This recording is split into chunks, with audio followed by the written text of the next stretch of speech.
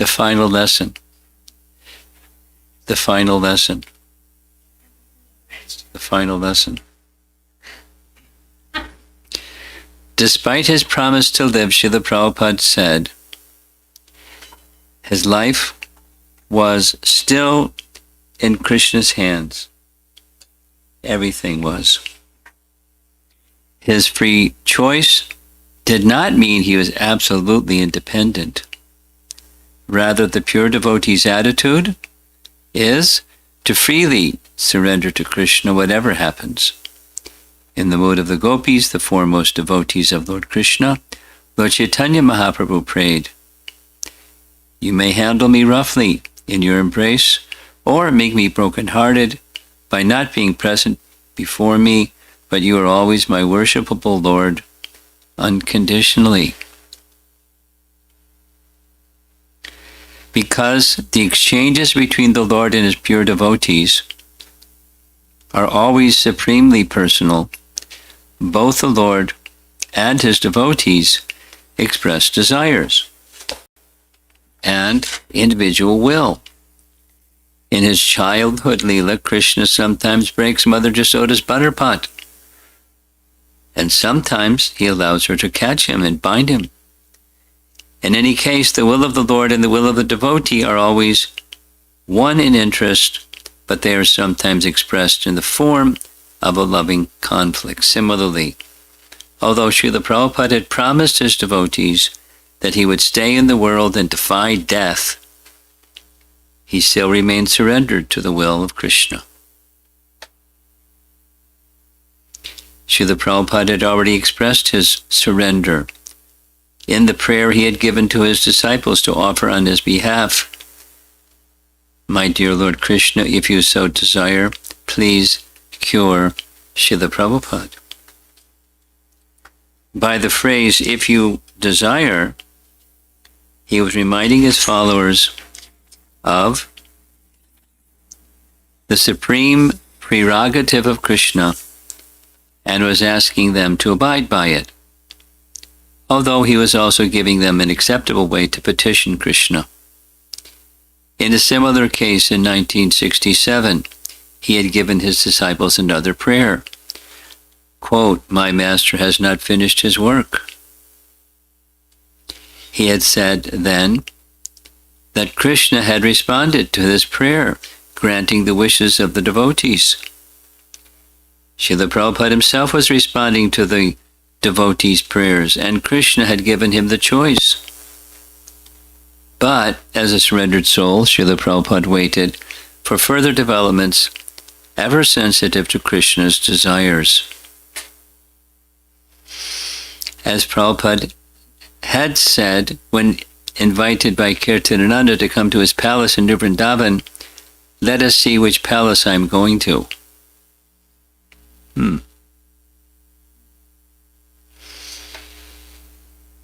As a loving tension can sometimes exist between the Supreme Lord and his pure devotee, now a similar tension existed between Srila Prabhupada and his followers. Prior to his disciples' desperate petition at his bedside, Srila Prabhupada had seen his duty as instructing his disciples how to die. Part of his mission was to set the perfect example in this most important lesson, how to pass life's ultimate test. But now his disciples were asking him to postpone the lesson in dying and stay with them indefinitely in the preaching field. And Prabhupada agreed, showing that he had the ability to live if he chose, but sooner or later he would have to return to the lesson on how a person should face the end of life. One special feature of Srila Prabhupada's activities is his relating intimately to the human condition while at the same time remaining aloof and transcendental. As a pure devotee, he was not subjected to the law of karma, which awards reactions for pious and sinful deeds. He was not born by the force of karma, nor would he die by the force of karma. as stated by Srila Rupa Goswami. Quote, one whose body, mind, and words are fully engaged in devotional service to Lord Krishna is a liberated soul, even while living in this world. People often misunderstand the movements of a pure devotee within the material world, just as one, on seeing clouds blowing past the moon, may think the moon itself is moving. The Shastra, therefore, warns us never to see the Guru as an ordinary subject to karma, or an ordinary man subject to karma. But Srila Prabhupada, while always transcendental to this world, showed the conditioned souls how they too could come to the stage of liberation by constantly thinking about Krishna and serving him, so that at the time of death they could return to Krishna in the eternal spiritual world. And Prabhupada's lessons were always practical and universal.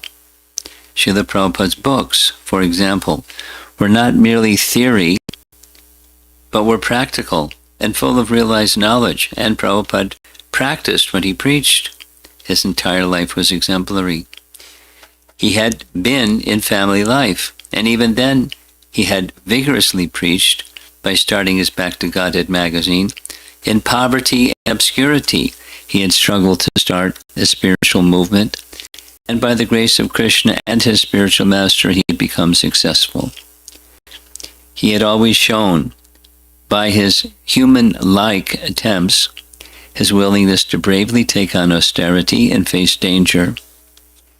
He had shown exemplary spiritual life for all to try and follow.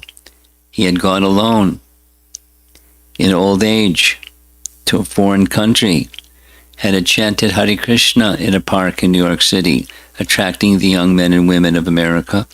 Therefore, everyone should take his example and try to serve Krishna, despite the immediate impediments. Srila Prabhupada encountered obstacles, yet, by his free will and the help of Krishna, he surmounted them. This was his wonderful example. It is said that Lord Chaitanya 500 years ago made surrender to Krishna more attainable than Lord Krishna had 5,000 years ago. And now, in the 20th century, Srila Prabhupada made Krishna consciousness possible for people all over the world.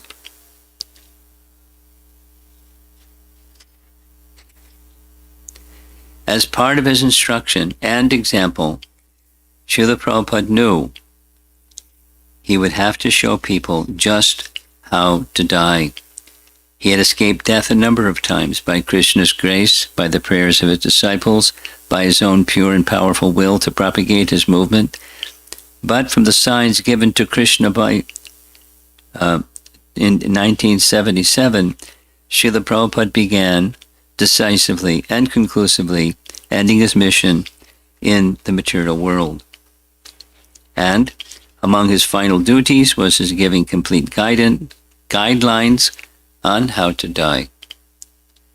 He was perfectly showing how to do that which everyone has to do, but which is most difficult to do successfully. But a loving conflict was there. Prabhupada loved his disciples. He also knew they were not yet fully mature. His movement already had great potency and stature in the world, and yet it had many enemies. He was inclined to always protect his devotees, his movement, and all living entities, even the animals. So when his most intimate and faithful disciples pleaded that they could not go on without him, he had turned from showing how to die, agreeing to stay with them and preach. But at what point would they ever be willing to let him go? At what point could he say that the world of Maya and the enemies of Krishna were all gone? At what point would his disciples be fully mature? In following his decision to stay, Srila Prabhupada turned himself over to his disciples, allowing them to care for him completely. Those who took part recalled that never before had Srila Prabhupada allowed such intimate dealings between himself and his disciples. The only thing comparable was in New York in 1966, when he had been very intimate in dealings with the first persons to join him, persons who had known nothing of the etiquette of approaching a spiritual master, but those who are present now and who had also been present then said these days were even more intimate. At one point, Kirtananda firmly insisted that Srila Prabhupada drink a full cup of juice, even when he said he had enough. Kirtananda felt awkward, insisting, "I am not like Mother Jasoda that I can do this," he said. "I keep remembering that you are my spiritual master."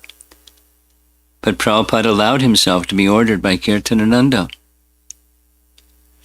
Similarly, Bhavananda, Tamal Krishna, Bhakti Chur, Upendra, and other servants coaxed Srila Prabhupada to follow certain diets and cared for his body constantly.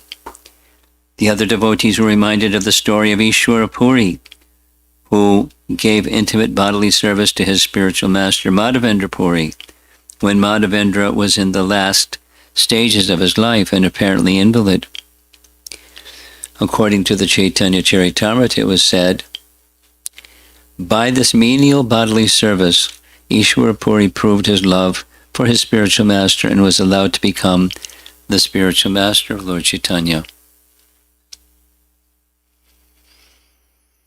Srila Prabhupada deferred the lessons in dying in favor of giving his disciples an unparalleled opportunity to serve him in pure and simple love. And he allowed this not only for a few, but for whoever came to Vrindavan. Many came, and all were allowed to enter Srila Prabhupada's room, massage his body, and sit with him as long as they liked, day and night, chanting the holy name for his pleasure. Srila Prabhupada also recommenced his translating, and this was done openly. Whereas previously he had always worked in solitude, he now encouraged all devotees to come as he lay in bed dictating his Bhaktivedanta purports. He was giving himself completely and declaring it also, telling the devotees present, "Never leave me, and I cannot live without your company." They had asked him to stay, and he had agreed, consigning himself completely to their care. Those who were blessed to have this service felt themselves passing over all barriers of reluctance to serve, as well as all barriers of material desires. By intimately serving Srila Prabhupada, they felt the strength of complete surrender and sensed that this would sustain them always, even when Srila Prabhupada eventually did depart from the world. Prabhupada also continued speaking, as he had in recent months, about being unafraid of death and being fixed in transcendental knowledge. When receiving a presentation of some of his books, recently printed in Portuguese by Hridayananda Goswami, Prabhupada encouraged him and said, "This is life. The material world is just like bones. The bones are not our real life. Our real concern is the living force. The bones may remain or go. It doesn't matter. The real life is sustaining the bones." There is even a history that there was a rishi who had only bones. So there is a science by which you can sustain life by only bones. Hiranyakashipu did it.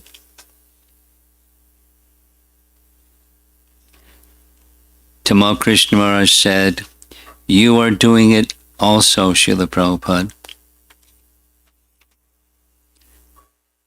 So, take care of the bones as long as possible, said Prabhupada, but the real life is here. Always remember that. The material world means we are simply all protecting bones and flesh together, but they have no knowledge of what they are. When a Trey Rishi visited Srila Prabhupada and asked he visit Tehran, Prabhupada said he was ready to go. But now you have to take a bundle of bones. These were, of course, the same themes that Prabhupada had always taught, the same themes that were in his books. But the lessons were more poignant and striking when Prabhupada applied them to his own situation. More than one devotee compared Prabhupada to Bhishma Dev, who gave important instructions in his last days. As Bhishma felt no pain and delivered learned and loving discourses, even from his bed of arrows, and as Bhishma determined by his own will the time of his departure from this world, so Srila Prabhupada spent his last days oblivious to his physical condition, defying death and instructing his spiritually innocent sons. But Srila Prabhupada's sons could no longer stand by and simply hear the philosophical lessons. Prabhupada had accepted their affection when they had cried for him to stay with them, and now they wanted to express that affection in the only world they understood, a world with Srila Prabhupada living and talking with them, laughing or reprimanding them as he liked. They wanted him to eat and drink and become physically strong again. But, again, Srila Prabhupada seemed to change, and he began refusing food and drink. He had postponed his passing away to exchange lovingly with his disciples, and yet, at the same time, by refusing to eat or drink, he was showing his preference for passing away. He admitted when pressed that it was an impossible course of action to live without food or drink. Nor did he expect or want miracles. If he was to get better, it would be by taking nourishment, but for reasons of his own, he would not eat. He said recovery is material and he didn't want it. He kept closely in tune with the will of Krishna, allowing the holy name to sustain him.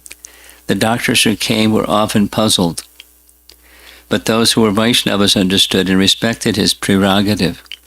Prabhupada's servants made anxiety-filled attempts to induce Prabhupada to take regular treatment, but Prabhupada preferred to take only kirtan and bhagavatam, while at the same time sustaining a will to live. He empathized with his disciples' anxiety, and patiently explained the puzzling situation they were in. He wanted their care, and he allowed them to try and treat him, knowing that it was bringing them more and more into a surrender of love. But gradually it became more clear that Prabhupada's will was indicating Prabhupada's departure. Srila Prabhupada, Bhavananda coaxed, always working on the assumption that Prabhupada could stay if he wanted. Your presence on this planet is the only thing that's keeping the onslaught of the Kali Yuga from really taking effect. We have no idea what will happen if you leave. It's not in my hands, Prabhupada said, with perfect clarity of consciousness.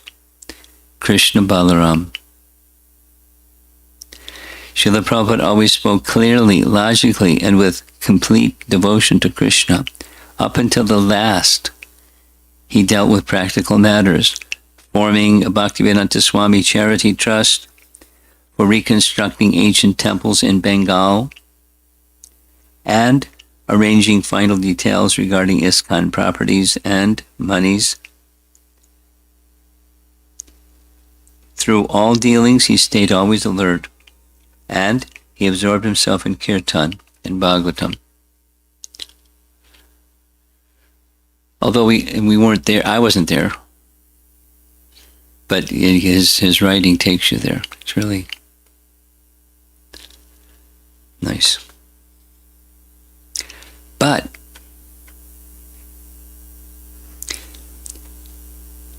It became obvious to his disciples that despite his promise, he was again moving inevitably towards giving the final lesson. He was teaching that love was beyond death, that a disciple's love could call the spiritual master back to the world to stay, and that a pure devotee has the ability to stay in the world beyond his allotted time. Meanwhile, however, he was progressing steadily to the final point. The devotees didn't feel angry with him or cheated that he was doing so. He had told them that he had free will given by Krishna, and that they also, by their free will, had asked him to stay, and he had agreed. But they knew he was not obliged. If, despite their prayers, Lord Krishna was telling Srila Prabhupada that he should come back to Godhead, what could they do but accept? If Srila Prabhupada was accepting, then they would accept also. Nothing, however, could change the fact of their surrendered love. It had now become a solid pact that could not be vanquished by any material changes. They had passed the test of eternal loving service, and that could not be taken away by death. There's some other things about Pishima is Prabhupada's sister. She comes to make some offerings. I'll read. Prabhupada says whatever she cooks, it's okay. Because he wasn't taking any food or any water, and she's going to cook some samosas or kachoris cooked in oil.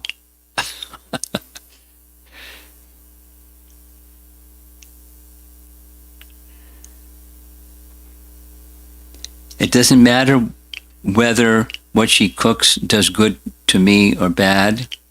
She's a Vaishnavi. It will be good for me. He then began speaking in an extremely humble way. Probably I became a little puffed up because of my opulence and success. Now God has shattered that pride. If you don't have your body, what is there to be puffed up about? Bhakti Churu Swami protested, Srila Prabhupada, whatever you have done for Krishna. Prabhupada, that may be, but in this world unknowingly you commit offenses. When Pishima heard this, she exclaimed, No, he never committed any offense. Bhakti True, you cannot ever commit offenses. You are God's very dear one. How can you commit offenses? Prabhupada said, I'm a little temperamental.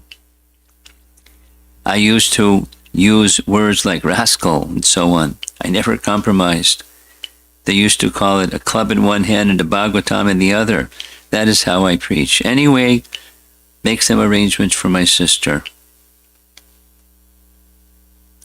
There were also visits from Srila Prabhupada's godbrothers, and again Prabhupada asked forgiveness for his offenses. One time, Niskinchana, Krishna Das Babaji, Puri Maharaj, Ashram Maharaj, Ananda Prabhu, Purushottam Brahmachari, and about 20 others came and sat next to Prabhupada's bed. He was resting when they arrived, and they joined the kirtan until he awoke. When he saw them, he asked to be raised up. Sitting in the center of his bed with his godbrothers all around, he addressed them. Quote, all over the world there is a beautiful field to preach Krishna consciousness, he said. I didn't care whether I would be successful or not. People are willing to take. They're all taking also. If we preach together, the saying of Mahaprabhu Prithavite will come true. We have everything. Spread the holy name and distribute prasad. That there is a beautiful field in Africa, in Russia, everywhere they're accepting. When Prabhupada began asking his godbrothers to forgive him, they protested. You are the eternal leader, one of them asserted. You rule over us, guide us, and chastise us. Forgive all my offenses, Prabhupada repeated. I became proud of all my opulence. No, said Puri Maharaj, you never became proud. When you started preaching, opulence and success followed you. That was the blessing of Sri Chaitanya Mahaprabhu and Sri Krishna. There cannot be any question of your being offensive. When Srila Prabhupada presented himself as Mahapatita, greatly fallen, Puri Maharaj did not accept it. You have saved millions of people around the world. Therefore, there's no question of offenses. But you should be called Matita, Mahapatita Pavana, the savior of the fallen.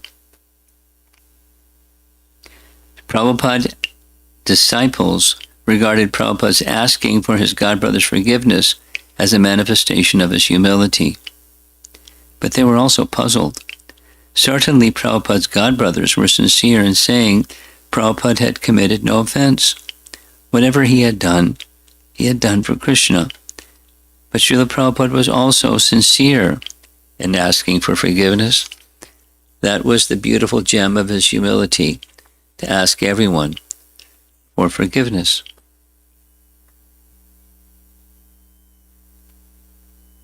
Srila Prabhupada had heard of the program of his disciple Lokanath Swami, who was taking a small group of men on a bullock cart and preaching in the villages throughout India. Lokanath had told Srila Prabhupada how in the course of their travels they had recently visited tirthas such as Badrik Ashram and Bhim Kapur. Srila Prabhupada was enlivened to hear this, and he then evolved a transcendental desire to go himself in a cart pulled by bullocks to circumambulate the area of Vrindavan. No. Tamal Krishna and Bhavananda, who were serving Prabhupada with increased intimacy, felt them unable to support Srila Prabhupada's desire, since they thought his fragile body could not survive such rough treatment on the roads. But Srila Prabhupada reasoned, dying on parikrama is glorious. And he asked them to take him. A controversy developed among the devotees, and some said Prabhupada's will to go on parikrama should be immediately honored as an order from the spiritual master. He wanted it, and he should not be denied. The doctor, however, assured them that Srila Prabhupada's body would not survive the jostling of the cart. The many devotees who crowded around Srila Prabhupada's bed held different opinions. Welcome to the world. And Prabhupada could see this. Following his request, however, Lokanath went out and hired a cart with bullocks and prepared it for the ride. Lokanath and Hansadutta suggested that the parikram could go to the city of Vrindavan or visit the 7 main temples of the Goswamis. But then they said, since the next day was Govardhan Puja, Prabhupada could go to Govardhan Hill. Tamal Krishna Bhavananda Bhakti True, however, protested adamantly against the parikrama. One-day experiment, Prabhupada said. It is for one day. Rest assured I will not die in one day. He liked the idea of going to Govardhan. And we shall make our cooking there, he said. Lokanath Swami, he assured them, was experienced. Make very good picnic. After discussing back and forth, the devotees finally decided that early the next morning they would take Srila Prabhupada in a bullock cart to Govardhan. The majority of the devotees then left Prabhupada alone for the night.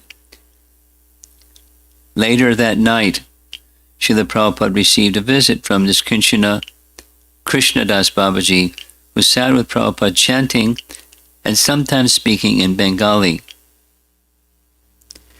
Suddenly, Tamal Krishna and Bhavananda came to Prabhupada's bedside.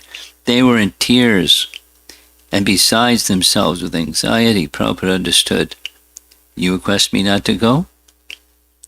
Well, Srila Prabhupada said, Tamal Krishna, I'll tell you, I'm getting so upset sitting in that room upstairs.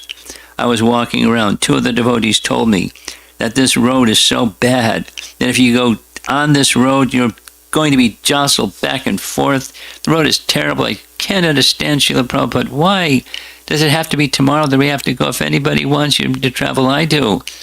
But why do we have to go when you're in this condition? I can't understand it. Why are we throwing everything out the window that we must go tomorrow? I can't understand. All right, said Prabhupada softly, immediately agreeing to their proposal that he not go.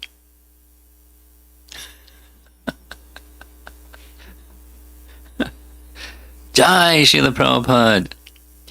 Thank you, Srila Prabhupada. All right, you're satisfied? Now I am, Srila Prabhupada, said Bhavananda. Yes, I was in too much anxiety. Prabhupada, never mind. I shall not put you in any anxiety.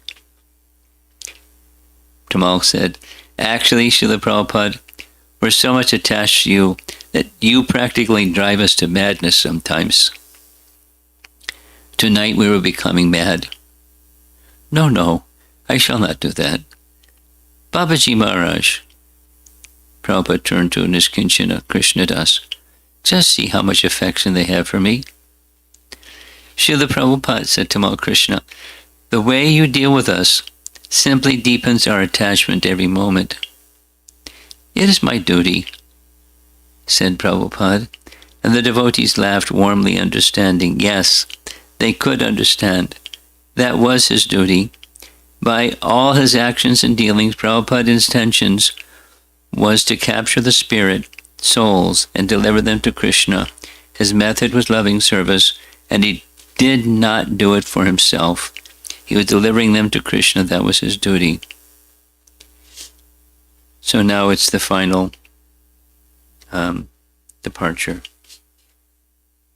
7:30 p.m., November 17th, 1977.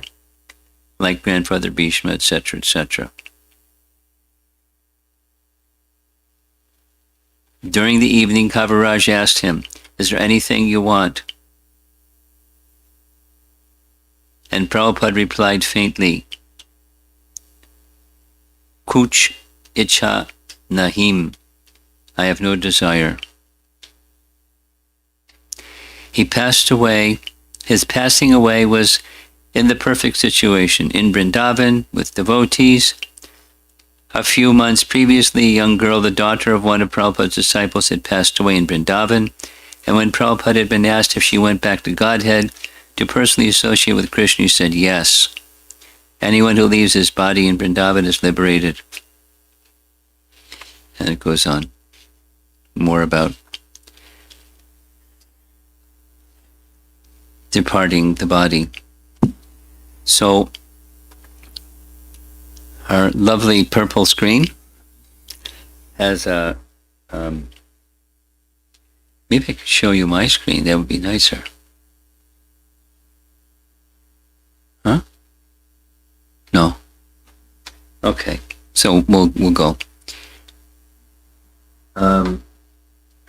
It's not long, it's pretty short. Here's a little collage. By the way, somebody in the room here put this together in about an hour. So you can thank her afterwards. This is, Prabhupada in Moscow. Let's go here.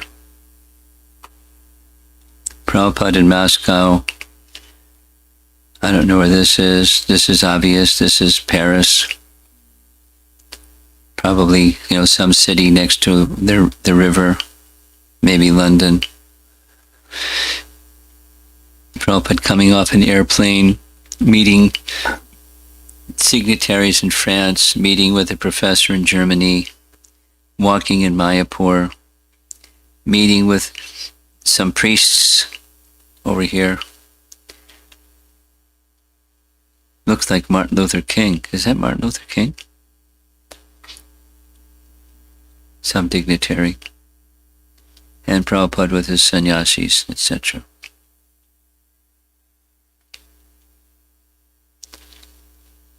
His exemplary teaching was always practical, universal, and transcendental. This is just taking phrases from this chapter. Farm communities. Here he is in New Vrindavan, just looking out over the property, sitting with a young devotee here in a park somewhere. deity worship, Rath Yatra, in all situations, transcendental autocrat, as is described in the Brahma Samhita, beyond the jurisdiction of the law of karma. He didn't act by that force of karma, he was acting by his volition to be in service to Krishna. Ever surrendered, ever sensitive to Krishna's desire. This is a nice painting. When Prabhupada was crossing the Jaladuta, he had a dream in which Krishna came and placed his hand on his chest and told him, "No worries. No worries, you'll be successful." And this statement, when he did become ill, "My dear Lord Krishna, if you so desire, please cure Srila Prabhupada." That happened several times. We had kirtan, 24 hours in the temple room. And, on the hour, we'd offer this prayer. And after every arti, "My dear Lord Krishna, if you so desire, please cure Srila Prabhupada." And several times he was cured. But then in the final days, here he's being carried in a palanquin. This may be they went to way up in the mountains and took Prabhupada, but wherever it was, he's with his devotees. How to meet this ultimate test. Deciding this, his sitting in the temple room of Krishna Balaram, leaning against his cushions, looking at the deities, refusing to eat or drink, keeping closely in tune with the will of Krishna, allowing the holy name to sustain him. His final words to the physician, "I have no desire. Something you would like? I have no desire." Humble to the core, speaking to his god brothers, begging forgiveness.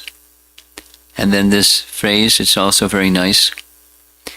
All over the world, there is a beautiful field to preach Krishna consciousness. I didn't care whether I would be successful or not. People are willing to take. They are taking also. If we preach together, the saying of Mahaprabhu, Pittavite, means all over the world, all over the earth, will come true. We have everything. Spread the holy name and distribute prasad. There is a beautiful field. Africa, Russia, everywhere they're accepting. And then some very painful images of Prabhupada's body to skin and bones, allowing intimate service in so many different ways, helping everyone to cross over the barrier of serving, probably, and barriers of material desire while serving. In other words,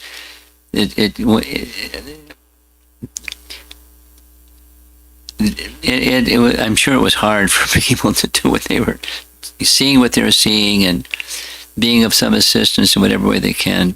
It's awkward seeing their spiritual master in this way, but he allowed it and even encouraged it up to the final parting moments, dictating the Bhaktivedanta purports as clear as can be.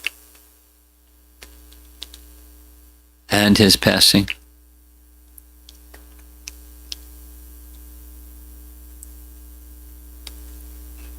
And his last breath.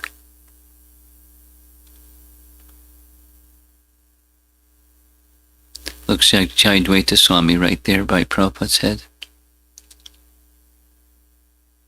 And, very sad and very joyful at the same time, because we know he's with Krishna, but he's not with us, and so that's the sad part. And he remains ever the ever well-wisher. This is in Germany. It's a very famous painting. I mean, a photograph. Devotees are looking happy. Everyone.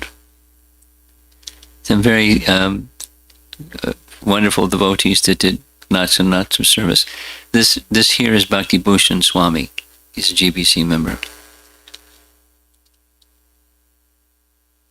And Hansadutta and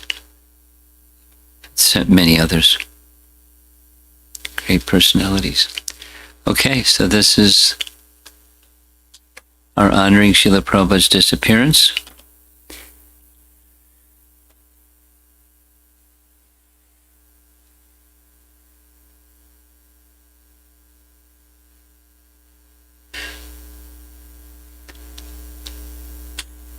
See if there's some discussion.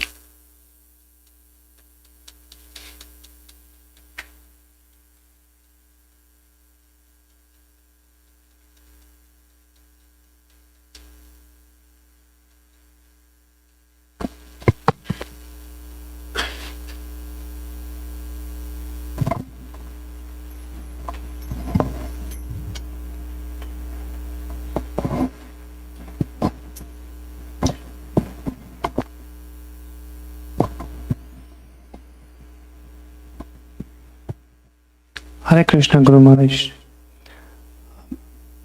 Every time we see Prabhupada in the temple, we are so grateful that he has given this teaching. We born as a Hindu, we are going to temples, we are praying the God. We don't know actually what is a proper way or how to approach even the God. But the teaching which he has given, which made us to understand actually, like how to approach God, first of all. We are so grateful that he gave us this teaching, even though he is not here, and through his books and through his disciples, he is still living. And the second point which I was always admire is like the Prabhupada disciples, like they given their life to Prabhupada. I don't even able to imagine like how someone can completely give their life to Prabhupada. So when I see Prabhupada disciples, I'm so grateful and I admire them, Maharaj. Hare Krishna.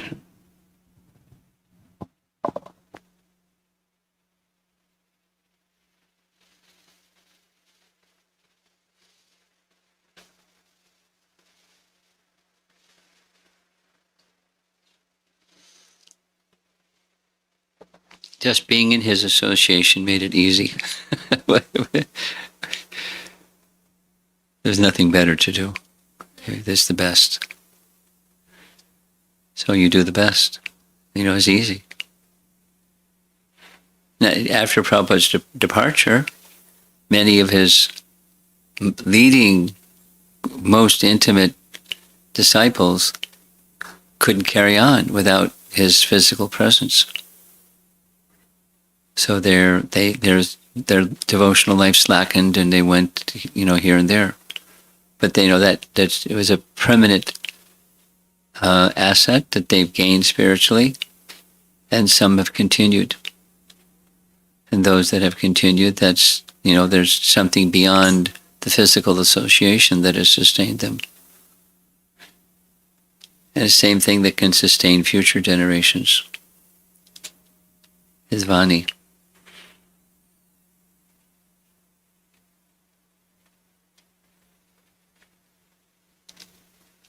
Anyone else? Hare Krishna Maharaj, I have one more point to add. Recently I heard, I have attended Chandramauli Swami's, His Holiness Chandramauli Swami's home program. I came to know about the preaching happening in the prison. That was so fascinating, and I happened to read the book of the prisoners who came into Krishna consciousness and their reflections. It was so great to know from that perspective. I never thought about from that perspective, like some teaching happening in prison, and in prison how they're taking the Krishna consciousness. It was so nice to hear. I felt that like Krishna consciousness is actually the present break for them. Like even though they're inside the present, but they're not conditioned by the present's conditions, but they're reading Prabhupada books, and that breaks, that's like a present break for them. I felt it that way, Maharaj. Hare Krishna. From Prabhupada's perspective, we're all in this situation. The prison of the material world. Who can get out? First class prison, second class prisoner, third class, 10th class. But it's all, we're prisoners. Who's not eligible? Who's not needing and the option, freedom?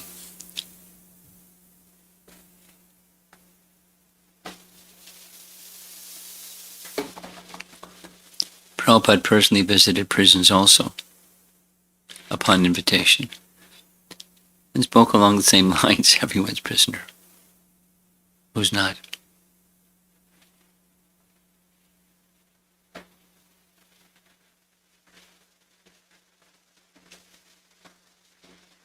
Anything else? Okay. Prabhupada ki jai.